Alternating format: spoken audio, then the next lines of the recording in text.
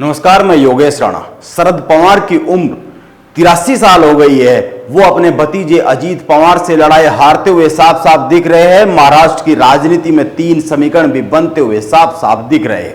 पहला समीकरण, अजीत पवार मुख्यमंत्री बन सकते हैं। एकनाथ शिंदे को बीजेपी उठाकर एक तरफ रख सकती है। शिंदे के दल में टूट होने लगी है, वो 2 भागों में बंटता हुआ साफ साफ दिख रहा है। और दूसरी बात, बुधवार के शक्ति प्रदर्शन में अजीत पवार का पलड़ा भारी दिखा है।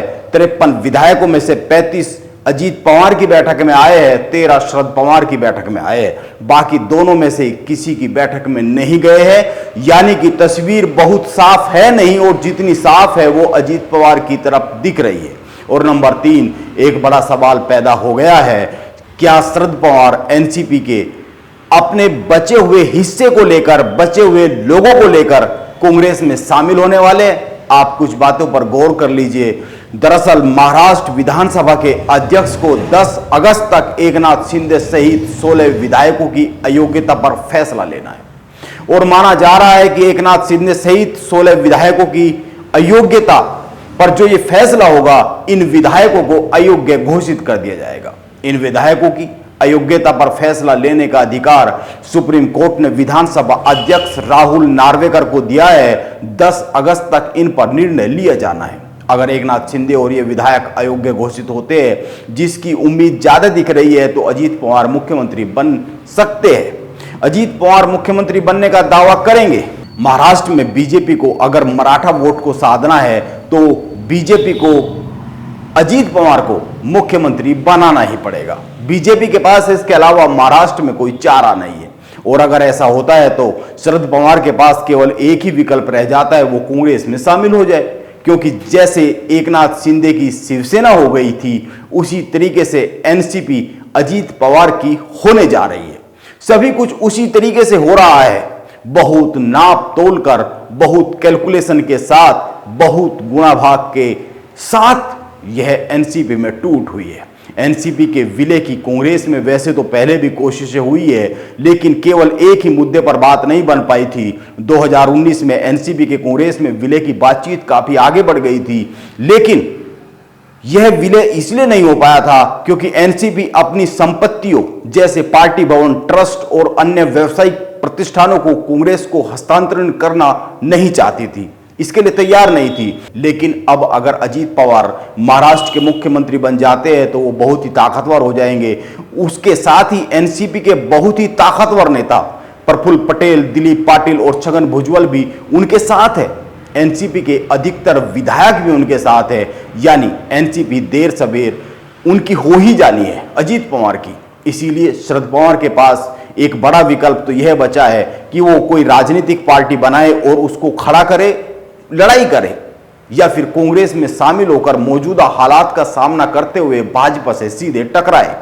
शरद पवार अपने राजनीतिक जीवन में सबसे बड़े संकट में घिरे हुए हैं, और महाराष्ट्र में बीजेपी भी एक बड़े संकट में घिरी हुई है। और इतनी बड़ी एनसीपी में टूट के बाद भी बीजेपी का संकट हल होता हुआ बहुत ज्यादा दिखता नहीं है। बीजेपी के लिए महाराष्ट्र को किसी भी कीमत पर साधना मजबूरी है, जिसमें वो सफल होती हुई कुछ हद तक दिख रही है। लेकिन वो एक सिरा समेटती है तो दूसरा सिरा चिंता में पड़ जाता है। इस तरह के हालात महाराष्ट्र में बन रहे हैं। महाराष्ट्र में बीजेपी इतने बड़े कांड कर चुकी है। महाराष्ट्र में बीजेपी एक नए संकट में फंसती हुई दिख रही है, जिस पर बात करने से पहले यह समझना चाहिए कि महाराष्ट्र में बीजेपी को ये प्रयोग बार बार क्यों करने पड़ रहे हैं, क्यों वो सफल होती हुई नहीं दिख रही है इसके बाद भी। और इसके बाद भी वो बार बार अपने सारी कोशिशें महाराष्ट्र पर फोकस कर रही है। महाराष्ट्र में लोकसभा की 48 सीटें हैं। एनडीए ने पिछली बार 42 जीती थी शिवसेना के गठबंधन के साथ।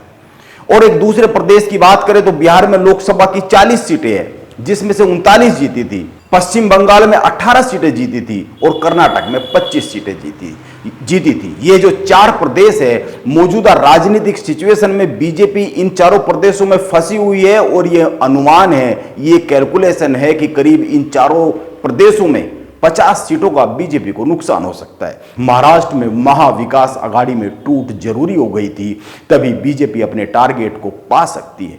अब बीजेपी अपने इन प्रयोगों में कितनी सफल हो पाएगी या वह इन प्रयोगों में सफल नहीं हो पाएगी, यह तो आने वाला समय ही बताएगा। क्योंकि अगर एकनाथ शिंदे और उसके साथ ही विधायकों की सदस्यता जाती है तो वे सत्ता से बाहर हो जाएंगे। उस स्थिति में वो शिवसेना को जो नुकसान पहुंचाने की स्थिति है उसको बरकरार रख पाएंगे या नहीं रख पाएंगे, इस पर एक सवाल खड़ा हो जाएगा। अगर एकनाथ शिंदे के मुख्यमंत्री पद से हटने की नौबत आ जाती है वो किसी भी सिचुएशन में, तो जाहिर सी बात है उद्धव ठाकरे के लिए यह राहत की तो बात ही होगी और एकनाथ शिंदे उद्धव ठाकरे को उस तरह का नुकसान पहुंचाने की स्थिति में रहेंगे नहीं। इसीलिए साफ सी बात है, अजीत पवार को सरकार में शामिल करते ही शिंदे गुट में वैसे भी टूट होने की खबरें आने लगी है। शिंदे गुट के एक नेता है संजय सिरसाट, उनका मीडिया में बयान आया है। उन्होंने कहा है कि हम हमेशा से एनसीपी और शरद पवार के खिलाफ रहे हैं। उन्होंने कहा है कि एनसीपी नेताओं के साथ आने के बाद हमारे नेता नाराज है क्योंकि एनसीपी के शामिल होने के बाद हमारे कुछ नेताओं को मनचाहा पद नहीं मिल पाएगा। इसीलिए महाराष्ट्र में बीजेपी के साथ जो घट रहा है उसको इस तरीके से कह सकते हैं कि एक तरफ जोड़ रही है दूसरी तरफ टूट रही है। यह कहानी महाराष्ट्र में बीजेपी के साथ बनती हुई दिख रही है। इस सब के बाद भी महाराष्ट्र में बीजेपी लाभ में ही दिखेगी, लाभ में ही जाती हुई दिख रही है। यह लाभ कितना टिका रहेगा यह आने वाला समय ही बता पाएगा, क्योंकि बीजेपी के लिए इधर कुआं उधर खाई की सिचुएशन महाराष्ट्र में बनी हुई है। लोकसभा चुनाव में जैसा कि मैंने कहा अभी 1 साल है, इसीलिए देखना होगा वो इस 1 साल तक खुद को कुएं और खाई के बीच में कैसे बैलेंस करके रखती है। नमस्कार, मैं योगेश राणा, आप बने रहे मेरे साथ।